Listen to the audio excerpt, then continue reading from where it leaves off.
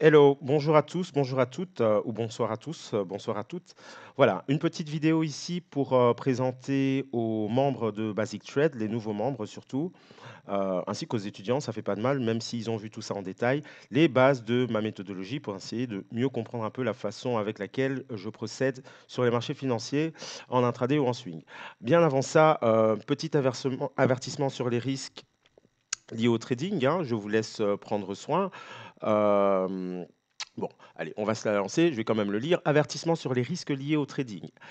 Le trading peut vous exposer à des risques de perte supérieurs à votre capital et ne convient qu'à des membres avertis ayant les moyens financiers et psychologiques de supporter un tel risque.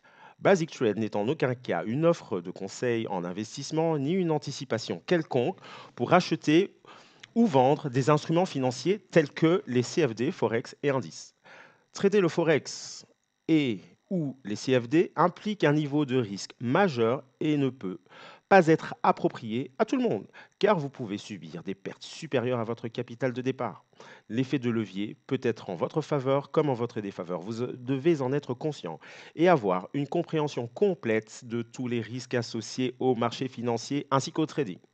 Basic Trade peut être amené à produire et à publier des commentaires dans un contexte général qui ne constituent pas des conseils en investissement ou en placement et ne doivent pas être interprétés comme tels. Ok. Faites appel donc au conseil d'un conseiller financier extérieur car Basic Trade n'est en aucun cas responsable de l'imprévisibilité des marchés, qui pourrait invalider les plans et stratégies publiés et ne garantit pas l'exactitude ou l'aspect complet des informations, textes, graphiques, liens ou autres éléments contenus sur ce site et documents partagés. Toute information et toute mise à disposition sur le site Basic Trade sont de nature privée. Elles ne doivent en aucun cas être divulguées, publiées pour toute autre personne que les membres de Basic Trade. Voilà. Alors moi, je rajouterai surtout ceci, c'est que voilà, vous êtes sur un site pour vous former à parfaire votre formation de trading pour les novices et les débutants.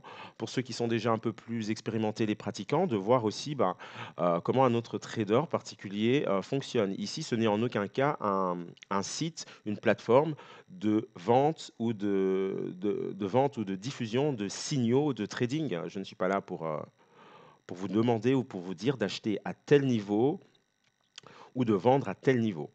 Euh, Par contre, bien évidemment, moi, pour vous, tous et toutes, vous aurez évidemment, et ça c'est tout à fait normal, mes analyses au préalable, hein, ainsi que mes plans, mes stratégies et mes tactiques euh, les niveaux que je surveille. Bien évidemment, vous, par après, vous faites exactement ce que vous voulez avec ça. Maintenant, ce qu'on va voir ici, c'est pour vous aider à mieux comprendre la façon avec laquelle j'interviens sur les marchés financiers. Et vous en faites évidemment ce que vous voulez. Alors, pour, pour commencer, donc évidemment, je vais essayer de faire ça d'une façon assez claire, simple et rapide. Et aussi forcément par respect aux étudiants évidemment, hein, qui ont pris, la formule, pour la formation, qui ont droit aussi à l'accès, réservé aux membres. Bah, bien évidemment, je ne pourrais pas rentrer dans les détails de ma méthodologie. Par contre, je vais vous montrer comment ici je procède, quels sont les outils que je peux utiliser et un peu ce que je qualifie, les terminologies que j'utilise pour déterminer les plans, stratégies, ainsi que les tactiques. Ça va? Et cela vous aidera déjà énormément à mieux comprendre ma façon d'intervenir sur les marchés financiers. L'objectif premier ici, ben voilà, c'est de vous montrer, ben, les fondements et de vous parler un peu des fondements dans ma méthodologie. C'est-à-dire, on partira, je pars et j'ai monté ma méthodologie et je travaille selon 2 principes assez simples, la théorie de Dow et la théorie des vagues d'Elliott.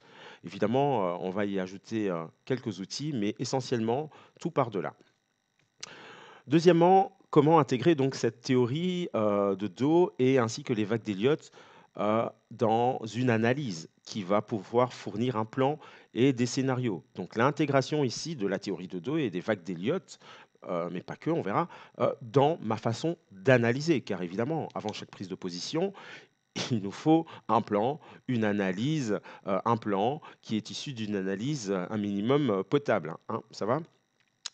Ensuite, l'intégration de ces théories pour mettre en place donc des stratégies et des tactiques. Ok. Et évidemment, je vais définir ce qu'est une stratégie pour moi, ce qu'est une tactique. Sinon, évidemment, ça ne sert à rien. Le but ici, c'est de comprendre ce que je dis, ce que je fais, bien évidemment. Ok. Donc, j'intègre évidemment la théorie de Do et les vagues d'Elliott par rapport à mes stratégies et mes tactiques, mes décisions, mon analyse, le sens de mes prises de position sont définis par cela. Quatrièmement, les outils que j'utilise au point de vue indicateur ou au point de vue outils techniques, hein. Je parle évidemment des points pivots ou des retracements, extension de Fibonacci, expansion de Fibonacci. Euh, Nous aurons ensuite un petit mot concernant l'analyse, le fondamental en général, comment je l'intègre, ce qui prime pour moi et comment je gère ces news ainsi que ces statistiques. Et ici donc pour terminer, un principe très important, un point hyper important, je pense qu'il doit revenir pour chaque type de méthodologie, chaque système de trading, c'est le money management. Évidemment, on peut déjà en dire un mot. L'idée ici, c'est qu'à chaque fois qu'on rentre en position, le risque doit être inférieur à l'espérance de gain. OK. Et de répéter cela à long terme pour être rentable sur les marchés financiers à moyen terme et à long terme. Concernant ici ma méthodologie qui implique forcément une méthode pour, en fait qui cadre tous mes faits et gestes sur les marchés financiers. Je ne vais pas dire dès que je me lève le matin, mais quasiment, hein. L'ouverture de mes graphiques, de la plateforme, des écrans, comment lire le marché, etc., etc. Premier élément, il y en a 6, c'est de faire une bonne analyse. Ok. Une bonne analyse, hein, comme dans chaque domaine, avant d'intervenir sur un terrain pour une expertise, pour un chantier, pour des travaux, une modification sur une voie, on va un peu analyser le projet, on va analyser l'état des lieux, faire l'état des lieux, donc une analyse. Et il n'y a pas 150 000 façons de faire une analyse concernant les marchés financiers, en tout cas pour le système que j'utilise de trading sur graphique et non sur carnet d'ordre ou autre. C'est voilà, il faut analyser le marché, voir comment il se comporte, comment il s'est comporté dans le passé à moyen court terme et aussi comment il se comporte à l'heure actuelle et ce qu'on peut en tirer au niveau de certains niveaux ou de support et de résistance. Donc une analyse au minimum, je vais dire potable. Ok. Une fois qu'on a cette analyse, on va pouvoir en tirer des scénarios, un plan et plusieurs scénarios. Un plan qui pourrait nous dire, ben voilà, le marché, au-dessus d'un certain niveau, aura tendance et des probabilités à rejoindre le niveau suivant à la hausse. Et quand on arrivera sur ce niveau de résistance donc à la hausse, ben je déciderai quoi faire, comment entrer dans le marché par exemple, ou alors je ne rentrerai pas, ou peut-être même pour simplement prendre des bénéfices. Donc c'est à ça que va me servir le plan précisément, c'est d'élaborer des scénarios. Alors scénario A, voilà, une fois que le prix arrivera sous cette résistance, voilà, il y a de fortes probabilités pour que ça casse à la hausse. Alors, ben voilà, si ça casse à la hausse, on pourra observer ceci, telle configuration et telle confirmation selon la théorie de Do et les vagues d'Elliott, encore une fois, rien de bien compliqué. Ensuite, ben, ces scénarios, ben voilà, il y a rien encore de précis, mais pour affiner cela, hein, une fois qu'on a des scénarios, un, ce sera déjà pas mal, deux, très bien, trois, ça commence à être excessif. Un plan d'attaque, un scénario, on va pouvoir mettre en place une stratégie en fonction, je vais dire plutôt, de l'action des prix à moyen court terme. Une stratégie qui définira euh, plusieurs éléments, notamment le sens d'entrée, achat ou vente, une stratégie plutôt positive ou une négative, une stratégie, je vais dire, de couverture ou une stratégie expansive. Donc on peut utiliser diverses synonymes, hein. Donc voilà, j'ai le plan, ok, et que je vais utiliser sur des graphiques plutôt, je vais faire mon plan sur des graphiques long terme, moyen terme, le mensuel, l'hebdomadaire. Ensuite, je vais aller travailler sur la stratégie que je vais mettre en place. Donc cette stratégie, on va voir, je vais un peu en parler juste après. Est très important, je pense ici c'est la clé de ma méthode et donc de la méthodologie, c'est que voilà, Une fois que je sais comment rentrer ou rentrer plus ou moins, à quel prix et comment prendre, prendre mes bénéfices et où j'ai mis mes niveaux d'invalidation, bah, je ne peux pas rentrer n'importe comment dans le marché. Moi, j'ai analysé, j'ai fait des backtests, j'ai regardé un peu ce qui s'était passé quand j'ai dû mettre ma méthode au point. Voilà, moi, je savais quel type de mouvement je voulais choper, je voulais attraper sur les marchés financiers. Bah, je regardais simplement comment le marché se comporte avant et pendant et après, forcément. Donc, et puis, ben, j'ai pu en déduire et cadrer, formaliser 6 tactiques à l'heure actuelle. Ça sert à rien d'en avoir trop. Il y a pas, encore une fois, 150 millions d'interpréter les marchés. Voilà.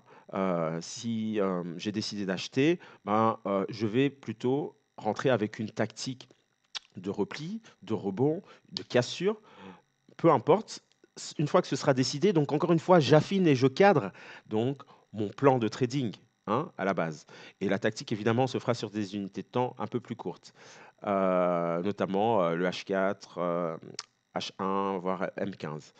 Bien évidemment, une fois qu'on a la tactique, il n'y a plus qu'à attendre. La plus grande partie de l'activité du trader, c'est d'attendre, d'attendre, d'attendre devant ses écrans que le signal soit donné. Plusieurs types de signal. Moi, j'en utilise deux plus particulièrement et ça aussi, je vais en parler juste après. Une fois qu'on a le signal, eh bien, évidemment, on devra mettre en place le money management. Enfin, avant le signal, j'aurais dû le mettre, hein.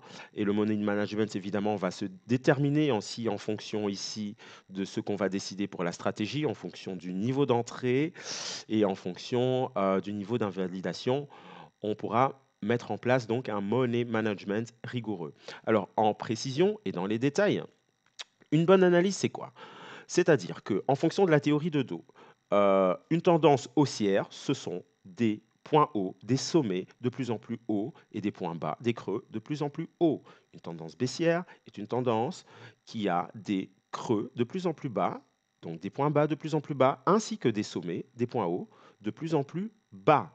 Ça, nous avons une tendance baissière et on peut facilement l'observer sur les graphiques. Et bon, je ne vais pas venir sur les graphiques, ce n'est pas le sujet aujourd'hui, peut-être un tout petit peu, mais donc voilà, ce qu'on peut dire de la théorie de dos est qu'une tendance neutre, parce qu'il y a trois types de tendances, hein, et que le marché, la plupart du temps, se trouve en neutralisation, en range. Donc, ben voilà, c'est que le marché, sur une durée de temps en fonction de notre horizon d'investissement, le marché n'évolue ni à la hausse ni à la baisse, mais plutôt latéralement. Les vagues d'Elliott, avec ces vagues d'impulsion, ces vagues de correction, ces vagues de correction en zigzag ou alors en flat, le décompte Elliotiste qui porte une première vague d'impulsion, une vague 2 de correction, une vague 3 d'impulsion qui est en général la plus longue et jamais la plus courte en tous les cas, qui va ensuite inscrire le marché une vague 4 de correction pour terminer avec une vague 5 de hausse euh, qui normalement devrait légèrement dépasser la vague 3. Bon, tout cela, évidemment, je l'explique un peu carrément, je l'explique carrément euh, dans la formation.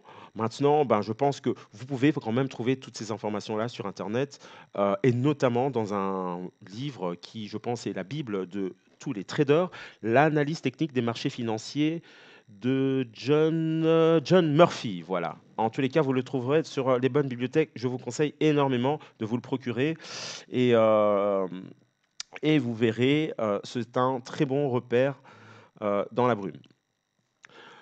Une bonne analyse en fonction de la théorie de dos, des vagues d'Elliott pour pouvoir lire le marché et avoir une vision selon ma méthodologie qui me permet de m'y retrouver. Okay, un peu comme une boussole lorsqu'on est perdu.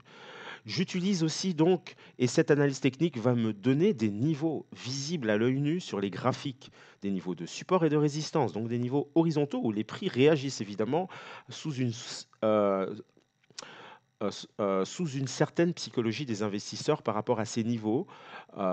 Et aussi, je ne l'ai pas ajouté ici, ben oui, les tendances, les lignes de tendance, les canaux, tout cela vont me donner une lecture plus ou moins précise du marché à long terme d'abord, à moyen terme et ensuite à court terme. Je vais me diriger essentiellement vers des prises de position en fonction de la tendance. Je vais dire moyen terme au minimum, euh, de moyen terme et éviter de me retrouver à contre-tendance. Ça, c'est quasiment une règle. Et d'ailleurs, la plupart des tactiques que j'ai mis en place m'interdisent, m'évitent de prendre une position en fait à contre-tendance. Ok. Et c'est pour ça qu'il était important de déterminer des tactiques pour ne pas se dire, ah bah, moi, zut, alors là, c'est vrai que je suis en contre-tendance, mais ceci, mais cela. Alors, ok, et essayer de privilégier les phases impulsives, les phases d'impulsion.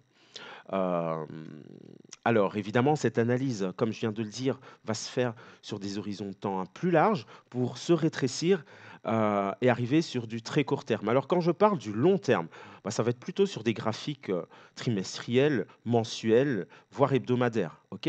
Ensuite, quand je parlerai du moyen terme, d'un point de vue analyse technique, élaboration de plans et stratégies, on ira plutôt et je serai plutôt sur des graphiques en données journalières et des jeux de données en intraday, c'est-à-dire de l'H4, des bougies en données 4 heures. Ça va? Ensuite, aller un peu plus loin dans l'analyse, donc mettre en place ici des tactiques ainsi que ben, affiner les stratégies et mettre en place les tactiques, je serai sur du court terme. Du court terme, ben là, c'est du H1, M15, voire M5, ça va? Et peut-être voir encore même un peu plus haut le H4. Donc voilà un peu comment je définirais ici mon court terme. Mais essentiellement, on va aller sur des bougies d'une heure, du H1 et du M15 essentiellement. Le très court terme, bah, pour la prise de position, hein, surtout en M5, hein, des bougies de 5 minutes, voire du 15 minutes pour avoir des signaux je vais dire un peu plus fiable. Pourquoi? Parce que tout simplement, moi, mon système de trading ici me permet de faire du swing et de l'intraday. Donc des positions intraday qui peuvent se transformer en swing en fonction du prix d'entrée de ma position. OK? Alors, quand j'entends swing trading, des positions sur deux trois journées, ça peut être un peu plus. Euh, Swing trading, ben voilà, plutôt graphique, euh, de suivi, bah, les graphiques de suivi, pour moi, c'est tous les mêmes, hein. Maintenant, quand je vais faire du swing et que je suis en position, ben, je vais rester, à la limite, rester sur du H4 et du daily. OK. Donc, voilà un peu comment ici je pouvais parler de la façon d'analyser le marché pour savoir ce qui s'est passé dans le passé, ce qui se passe actuellement et les probabilités qu'il va y avoir dans le futur en fonction de la théorie de Dow et des vagues d'Elliott, des supports et des résistances, lignes de tendance, des phases d'impulsion, plusieurs horizontaux. Je pars du plus grand pour aller vers le plus petit, pas trop petit quand même. Et ça, c'est un plan et des scénarios rentables vont pouvoir se mettre en évidence en fonction de cette analyse. On pourra avoir des analyses, je tombe, ben voilà, je vais faire une analyse, comme là tout à l'heure, je vais devoir aller faire au moins une heure ou deux d'analyse. Donc je vais aller analyser les marchés, hein, c'est un peu rébarbatif, donc hop, ouvrir un graphique, les graphiques long terme et simplement d'analyser. Un, déterminer la tendance. Deux, s'il y a une tendance, déterminer des niveaux de support et de résistance. Ensuite, voir s'il y a des figures potentielles de retournement, de continuation, ainsi de suite, hein, ce que je vais faire tout à l'heure. Super, super, super. Euh, du coup, on va pouvoir mettre en place donc un plan et un scénario rentable. Une fois qu'on a ce plan et ce scénario rentable, ben, c'est là où voilà, on va devoir un peu avoir de l'expérience, où il va falloir un peu être, sentir le marché à plus court terme au niveau des statistiques, des news, du sentiment de marché tout simplement et de pouvoir, définir la bonne stratégie. Alors comme, j'ai brièvement dit, mais ici c'est d'une façon un peu plus claire, une stratégie pour moi définit quoi? Premièrement, le sens du trade. OK, positif, négatif. Heu, une stratégie offensive ou défensive? Achat ou vente? Long ou court? Donc, voilà, il y a plusieurs possibilités.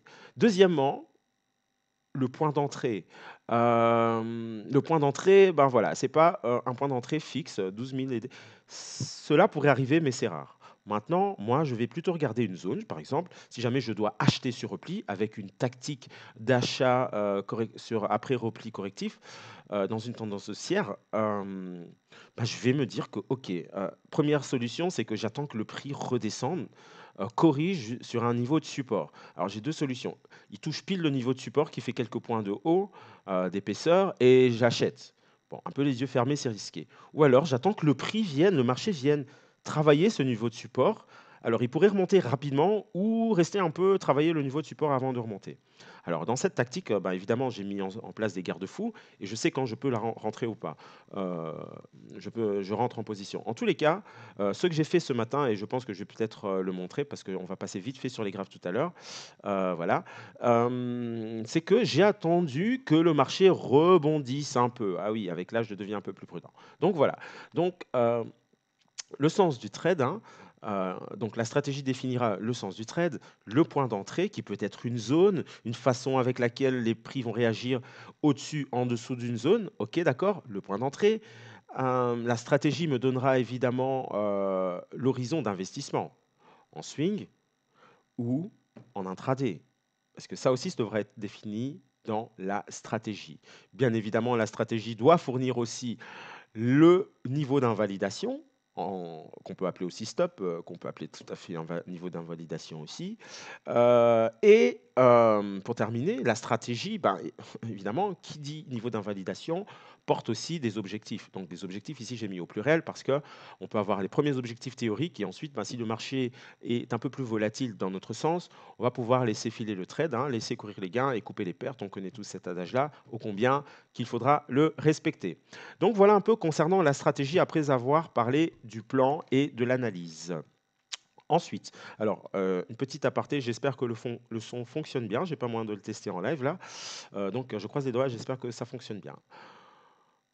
On arrive tout doucement à la fin ici de la présentation, c'est-à-dire après avoir mis en place la stratégie qui peut se définir à l'avance, la tactique aussi, mais la tactique va se déterminer à plus court terme, ça va? Mais évidemment toujours à l'avance. La tactique, si c'est en intraday, se fera, quelques heures avant, vu que ce sont des bougies horaires, ou en 15 minutes. Donc moi, j'ai besoin d'avoir pour, mettre en place une tactique, j'en ai 6, j'ai besoin d'avoir une certaine, configuration du marché avant. En gros, une tactique, donc j'en ai 6 ici qui englobe quoi?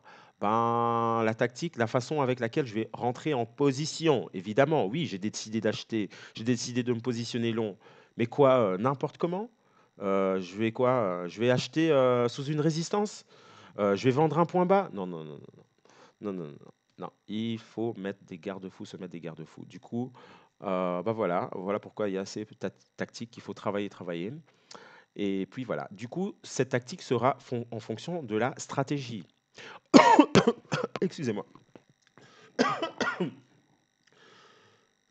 Donc je disais, tactique en fonction de la stratégie, avec une prise en considération de la préconfiguration des prix à court terme en M15 ou en données horaires, c'est-à-dire que comment se comporte le marché avant la prise de position. Ici, c'était une tactique ici de gap à l'ouverture. Ben oui, comment s'est comporté le marché? Ben, il a gapé. Il a gapé, c'était quoi comme gap? Et en fonction du gap, ben voilà, il fallait que je rentre en position. La stratégie était déjà établie, etc., etc.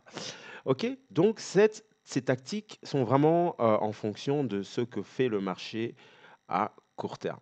Ok, on ne peut pas rentrer n'importe comment. En fonction aussi du comportement du marché. Est-il volatile? Est-il plutôt mou? Prend-il forme de configuration compacte? Définira aussi la tactique à adopter. Évidemment, on reste cohérent avec la logique de la théorie de Dow qui s'applique à long, moyen et court terme. Concernant aussi les figures, la configuration des indicateurs doivent, si je décide d'entrer en position avec une tactique de cassure, bah, par exemple, je dois avoir certains indicateurs qui sont configurés d'une certaine façon. Quand je parle de configuration, pardon, excusez-moi, c'est peut-être pas le bon mot, je parle plutôt de prédisposition. C'est-à-dire, OK, là, je vois par exemple ici le marché dans une certaine configuration. Hein, on pourrait deviner, je pense que c'est ce qui s'est passé.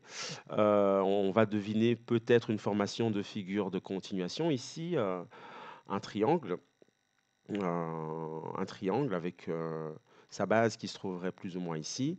Et du coup, oui, on va se dire, bon, on peut faire valider la cassure parce que les prix se comportent de cette façon. On va valider la cassure parce que la tactique de la cassure, parce que les indicateurs, par exemple, les indicateurs de volatilité sont flats. Moi, voilà, pour générer une cassure, ben, j'ai besoin du punch avant. Et voilà, et là, je ne vais pas trop rentrer dans les détails. C'est les spécificités des tactiques. Donc, il me faut une configuration des indicateurs pour valider, OK, je vais rentrer avec ceci, telle tactique ou telle tactique plutôt qu'une autre tactique. Ensuite, bah, ce seront des graphiques hein, de court terme H1, M15. Donc, en résumé, 6 tactiques. Première tactique, euh, la T1, repli ou rebond correctif. Donc, j'achète ou je vends sur repli ou rebond correctif. Et il faut définir ces tactiques. Il faut dire, voilà, ça, pour que ce soit OK, repli ou rebond, il faut qu'il y ait ceci, cela, cela. Et s'il n'y a pas ça, ben, ce n'est pas possible. Tactique numéro 2, les cassures. Tactique numéro 3, les reverse shorts, c'est-à-dire le marché se retourne rapidement sur un certain point. Quatrième tactique, reverse moins short, long. Ça prend un peu plus de temps avant de se retourner. Cinquième tactique, nous avons un retour pullback. Attention, ce n'est pas la même chose qu'un repli ou un rebond correctif, hein. Et tactique numéro 6, la dernière qui a été mise au point, c'est ben, simplement une tactique suite à des gaps à l'ouverture des marchés, et évidemment sur les indices. Sur les indices et notamment sur le DAX. Ça va? Donc voilà, et ça c'est les 6 tactiques. Et je pense là que c'est la clé de ma méthode qui implique donc une certaine méthodologie. Qui pour moi, quand je parle méthodologie, ben voilà, ça va. Ben, ok, j'analyse ceci le matin avant d'ouvrir mes graphiques. Je vais d'abord vérifier les news. Ensuite, voilà, pour établir une analyse technique, je m'y prends de telle façon. Ensuite, après mon analyse technique, je dois sélectionner certains actifs en fonction de tels paramètres. Euh, Maintenant, ici, plus précisément, mon petit bébé à moi, ce qui me rend serein quand je rentre en position, c'est que ben voilà, je sais que là, j'attends, je suis sur une tactique river short, ou alors j'attends un repli ou un rebond. Donc voilà, ok. Et ça permet en fait vraiment d'être serein, hein. Ça c'est clair et net. On sait où on va. Donc pour terminer, après l'analyse, le plan, la stratégie, la tactique qui a été choisie, ben, il n'y a plus qu'à attendre le signal. Alors, comme je vous ai dit, hein, on attend la réaction des prix au-delà, en deçà ou sur un certain niveau. Et on se décide que au-dessus d'un certain prix sur le marché ou en dessous d'un certain prix sur le marché, on rentrera en position. Une fois qu'une bougie aura clôturé ou une fois qu'une bougie aura enfoncé un certain niveau, aura dépassé le niveau d'autant de points, par exemple. Et ça, c'est à vous de définir ça. Et à vous de choisir. Moi, je sais comment, voilà, j'ai décidé, je sais plus ou moins quand rentrer, soit sous clôture ou alors enfoncement, hein, bien évidemment. Qu'est-ce que j'allais dire, hein? Et le signal, évidemment, sur des unités de temps assez court-termistes, hein, plutôt M5, M15, M5. Parfois, on peut suivre certaines choses sur du M2, voire du M1, mais c'est trop court. Et c'est un peu trop volatile pour moi vu que je ne fais pas de scalping, donc je n'en ai pas l'utilité. Donc ça, c'était pour le signal. Et le point le plus important, une gestion du money management. Comment je gère mon money management? Voilà, comme vous le savez, j'ai un capital inférieur à 5 000 euros. Je ne vis pas encore du trading. Ben voilà, ben, c'est quand même un bon petit coup de pouce pour clôturer les fins de mois. Mais surtout et avant tout, c'est une passion. Et pour que cette passion fonctionne et continue, il faut la faire sereinement et d'une façon sérieuse. Et à moyen terme, cette passion deviendra rentable sans qu'on s'en rende compte. Moi, j'applique 3 règles, toutes simples. Toutes simples.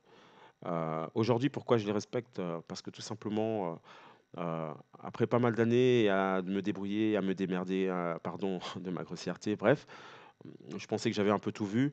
J'ai fait une belle petite boulette et ça, j'en parle volontiers à mes étudiants et ça fait partie des erreurs dont on passe en revue, les miennes et pas que les miennes, celles des autres traders. Une grosse boulette. Et voilà, et c'était soit je continue ou j'arrête le trading. Bah, je ne sais pas ce que j'ai décidé, mais aujourd'hui, je suis là. Et, euh, et tout simplement parce que voilà, je n'ai plus comme objectif la rentabilité financière dans le trading et je bloque et ce sont des paramètres faciles à bloquer. Perte maximum par trade. Donc je rentre en position, mon stop maximum, c'est 0,8% de mon capital de départ.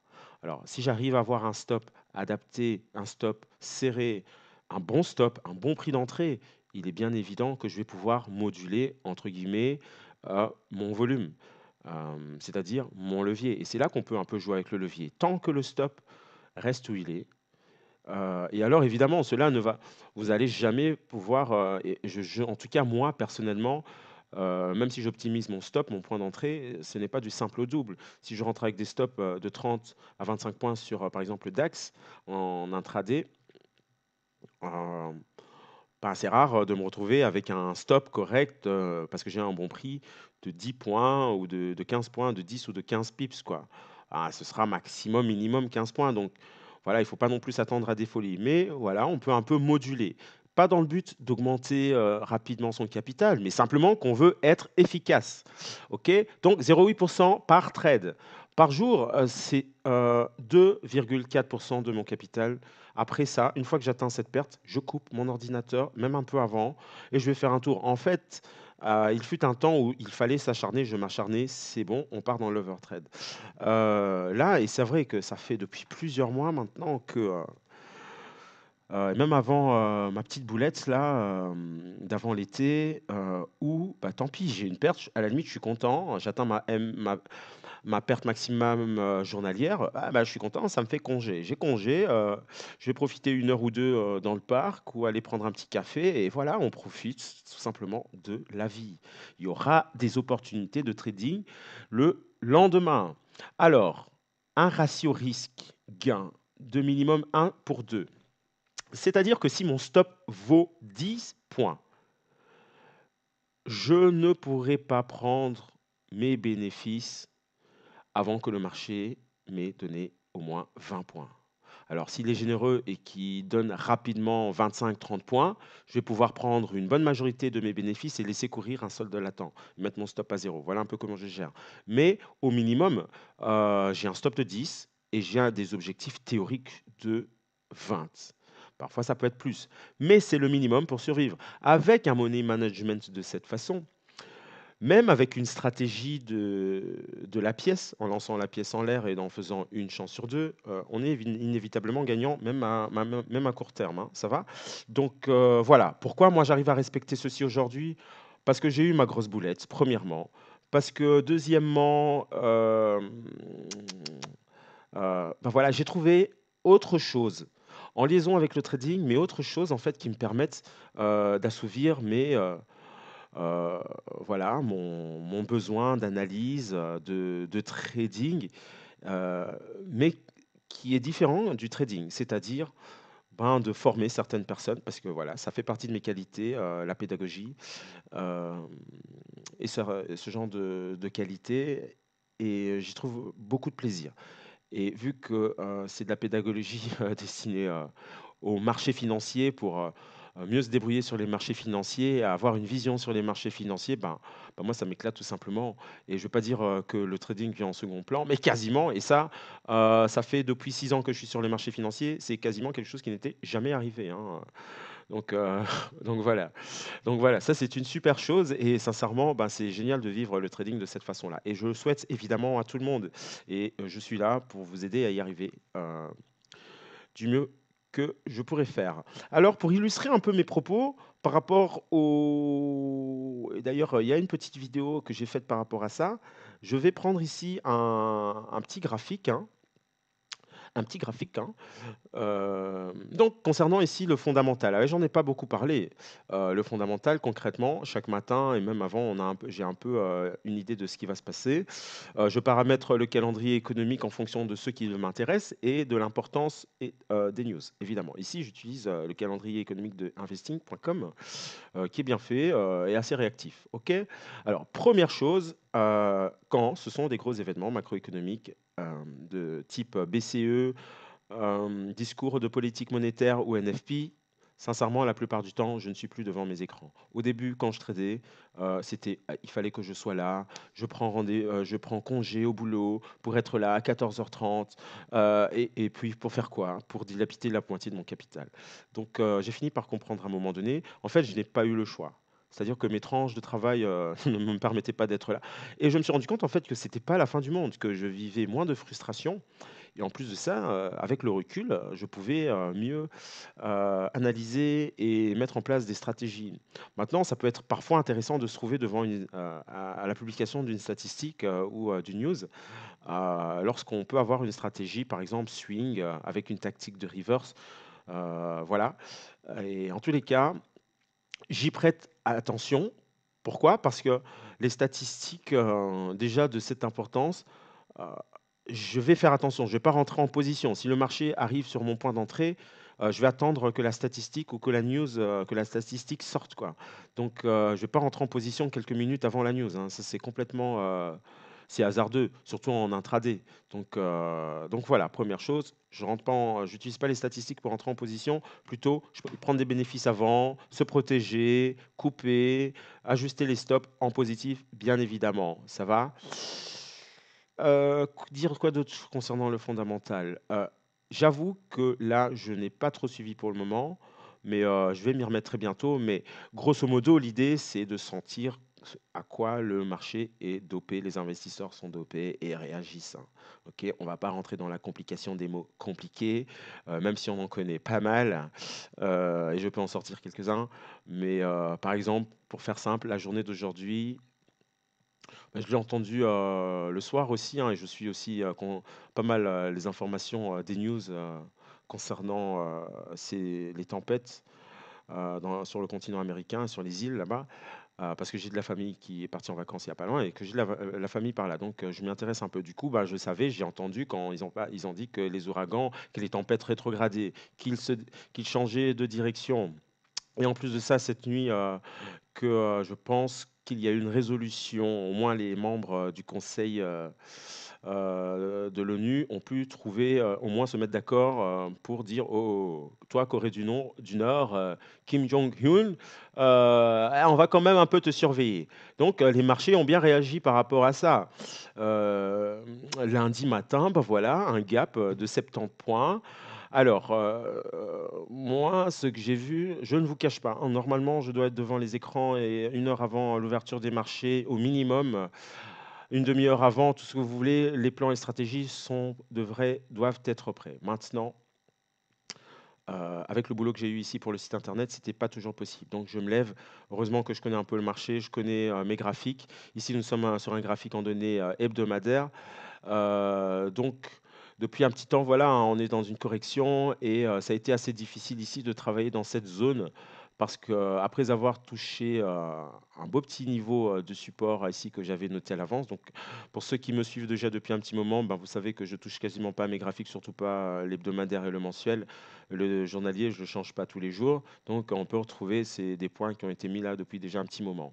Donc on fait le top de la vague 3, on corrige en vague 4, en correction en Z, A, B, C, en mode Z. Ici, une zone qui nous a fait donner des sueurs, mais miraculeusement, j'ai pu m'en sortir en intraday. J'ai lâché mes positions achats, swing, je sais pas pourquoi, mais bon, voilà, c'est encore difficile de faire d'y croire parfois, surtout quand c'est du swing. Mais bon, c'est pas grave. J'attendais 2 choses en fait, que le marché revienne travailler cette zone ou alors qu'il rebondisse, au-dessus de cette zone. Tant que nous étions au-dessus de cette zone, en tout cas, vendre sous cette grosse bougie, après cette grosse bougie, jusqu'à cette zone, ce qui a été fait et annoncé. Ensuite, sur cette zone, chercher des opportunités d'achat, ce qui a été fait aussi. Malheureusement, j'ai pas pu tenir mes positions. Heu, voilà. Ensuite, qu'est-ce qui se passe? On observe quoi en début de semaine? En fin de semaine, c'est que, le marché allemand, le DAX ici, a tenté vraiment de s'extraire et on va le voir, à plus court terme sur un graphique en données journalières, d'une sorte de alors il y avait plusieurs possibilités, hein. Hop, je vais faire ceci.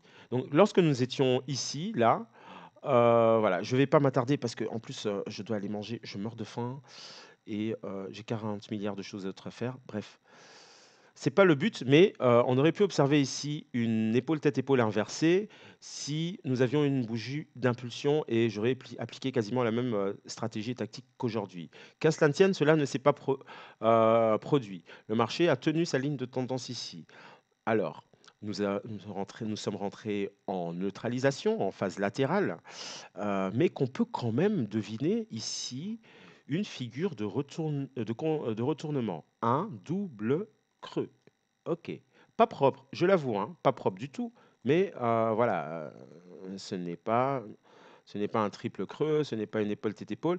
Moi, voilà, j'ai deux creux ici et dont le deuxième creux qui est venu toucher quasiment à quelques points ici une ligne de tendance d'importance. Ah, il faut aussi savoir que plus bas, cette zone, ça c'est les plus hauts enfin début janvier, nous sommes partis de ce point. Le marché est venu tester une fois, deux fois et repasser sous cette ligne de tendance, sous le niveau de support long terme 11 850, c'était de risquer un risque pour les investisseurs de voir tout leur investissement anéanti de l'année, quoi. Ok.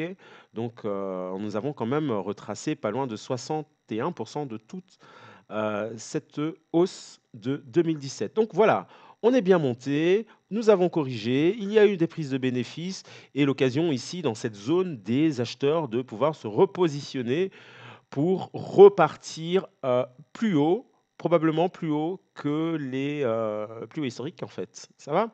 Donc, alors pareil, hein, on peut le voir, ben voilà, des objectifs qui ont été déterminés à l'avance, qui ont été atteints.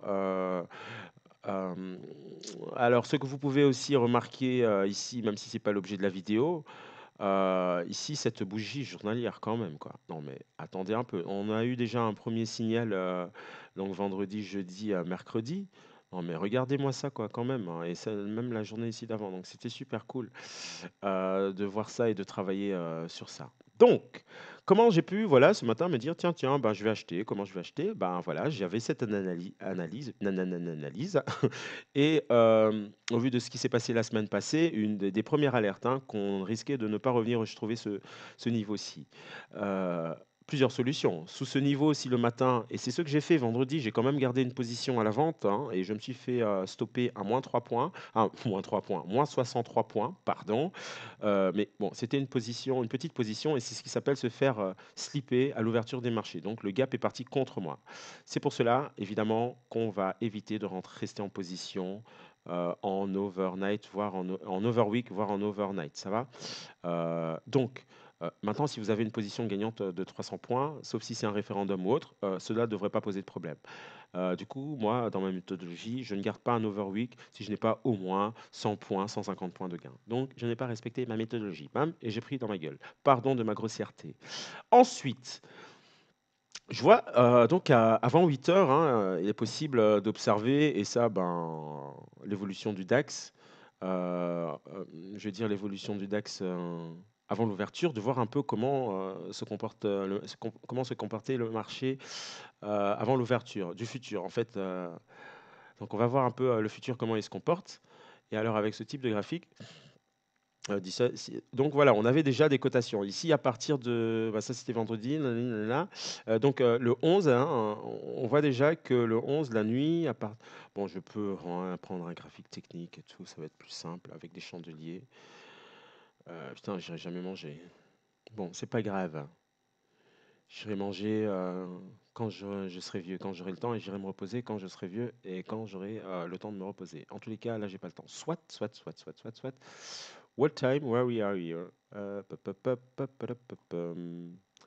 Alors, on va essayer de voir au moins. Voilà, nous sommes le 11.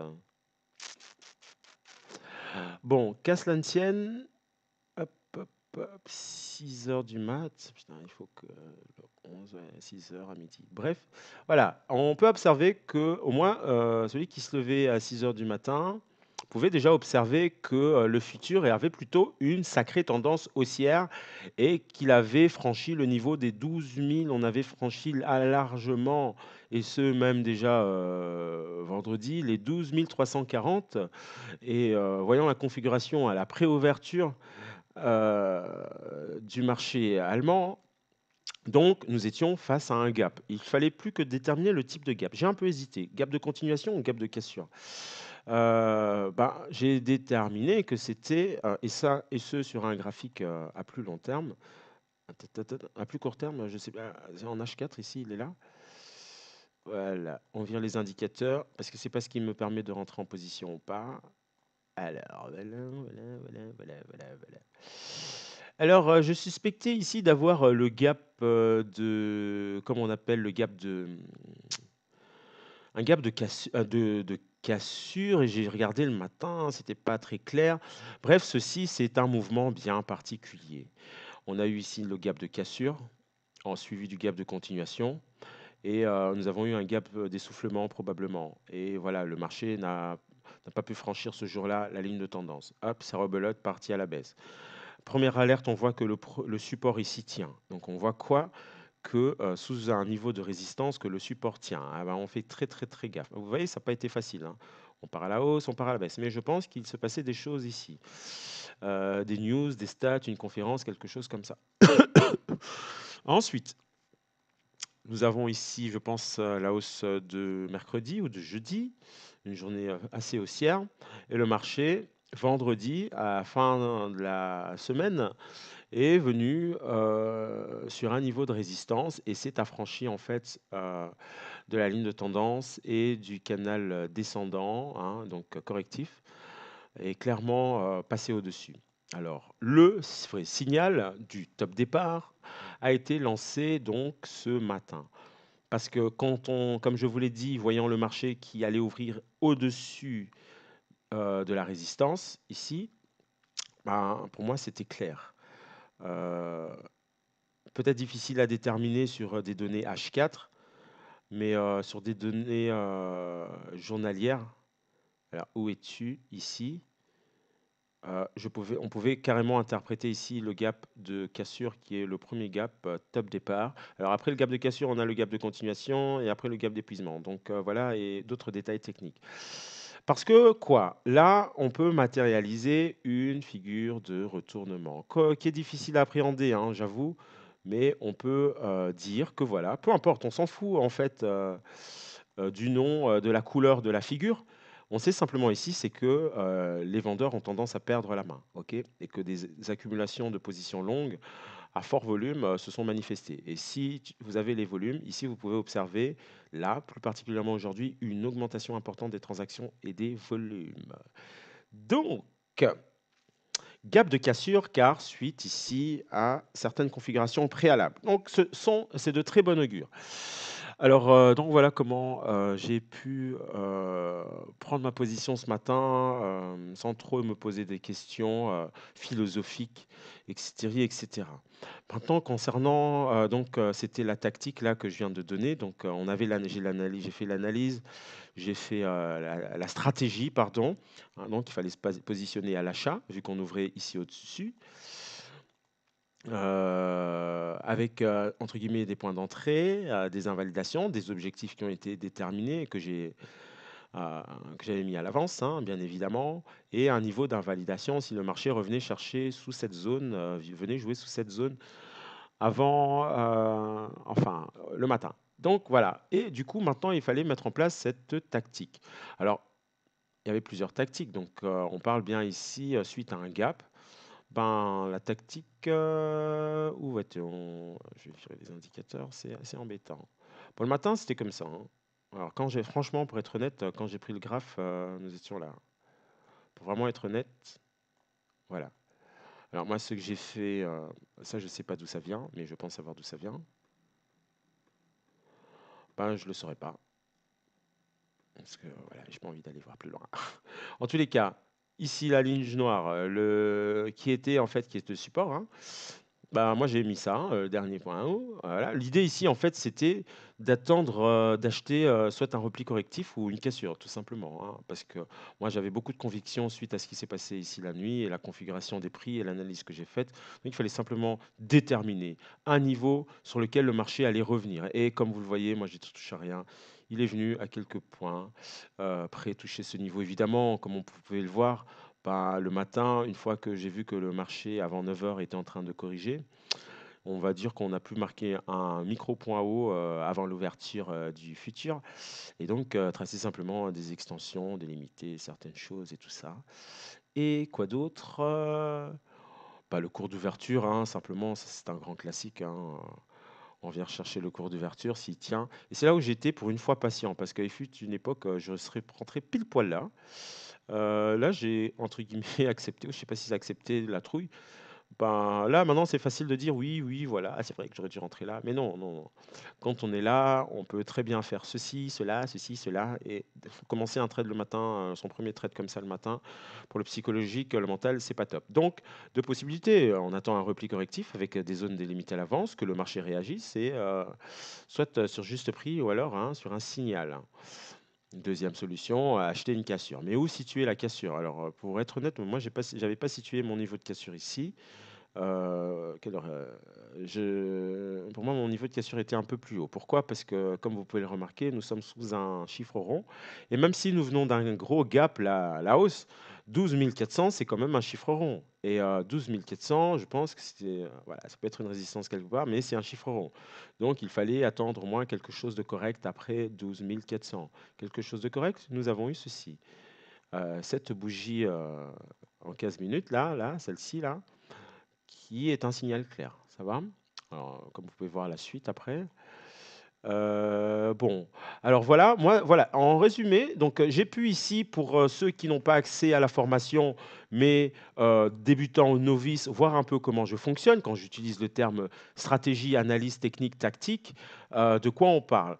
Euh, Lorsque je parle de vagues d'Elliott, de troisième, cinquième, sixième, deuxième vague, non, je déconne, hein, 5 vagues voilà, dans un mouvement impulsif, et après ça, 3 vagues dans un mouvement correctif. Bref, voilà, vous irez, il y a la documentation sur Internet, les vagues, les retracements d'Elliott hein, et la théorie de dos qui sont la base. Hein. On résume, une bonne analyse technique issue de la théorie de dos et des vagues d'Elliott, avec quelques outils, support, résistance, on ne se prend pas la tête. Vous voyez, j'ai pas grand-chose sur mes graphiques. Les lignes de tendance, une analyse technique qui va donner lieu à un plan des scénarios, et ces plans et ce plan et ces scénarios ben, vont déboucher sur une stratégie qui me donnera le sens du trade et les points d'entrée, les points d'invalidation. Voilà, et mon horizon d'investissement. La stratégie est faite. Ah ben, sur le petit papier, je note, ben voilà, je vais utiliser quelle tactique. Comme vous venez de voir, je vous ai montré mes 6 tactiques, mais je ne suis pas rentré dans les détails parce que c'est un peu la clé de ma méthodologie, de ma méthode, et que ben voilà, par respect par rapport aux étudiants, je vais leur laisser un peu l'exclusivité de savoir ce qu'il y a à l'intérieur et bien d'autres choses aussi concernant la formation. Et ensuite, après les tactiques, ben, il faut mettre en place euh, euh, ben, un signal, hein, tout simplement, un signal. Comme on a pu l'expliquer, ben voilà, on attend, on a tout ce qu'il faut, on a la stratégie, on a le plan, on a fait l'analyse, et puis on décide du signal plutôt à court terme. Et une fois que le signal est déclenché, ben, qu'est-ce qu'on fait? On fait ce qu'on a décidé de faire, et surtout pas le contraire. Et que cela fonctionne ou ne fonctionne, que ne fonctionne pas, c'est pas grave. Nous, on va tirer satisfaction de la mise en place d'un plan et du respect du plan et de la stratégie. Ok? Donc voilà, ici c'est la fin de la vidéo. Voilà, donc j'expliquais pour les nouveaux, les débutants et les novices hein, un peu à quoi ça pourrait leur servir. Hein, lorsque j'utilise certains termes, vous allez savoir de quoi je parle. Et pour ceux qui sont un peu plus expérimentés, de pouvoir peut-être comparer. Je suis ouvert évidemment à toute critique, ça va? Alors, encore une fois, l'avantage ici de ma méthodologie, et ça les étudiants s'en rendent compte et vont s'en rendre compte, c'est que c'est une théorie, c'est une méthodologie en fait qui est basée sur les fondements en fait de l'analyse technique. Ok? Et de là, en fait, c'est une méthodologie qui peut en fait compléter d'autres méthodologies. Vous pouvez l'enrichir. Si vous voulez vous compliquer la vie, vous pouvez très bien le faire, qui peut compléter d'autres systèmes de trading. C'est une méthodologie qui est donc ouverte. Alors, ben, libre à vous donc, de revoir et de voir cette vidéo. Je suis disponible, vous pouvez me poser vos questions.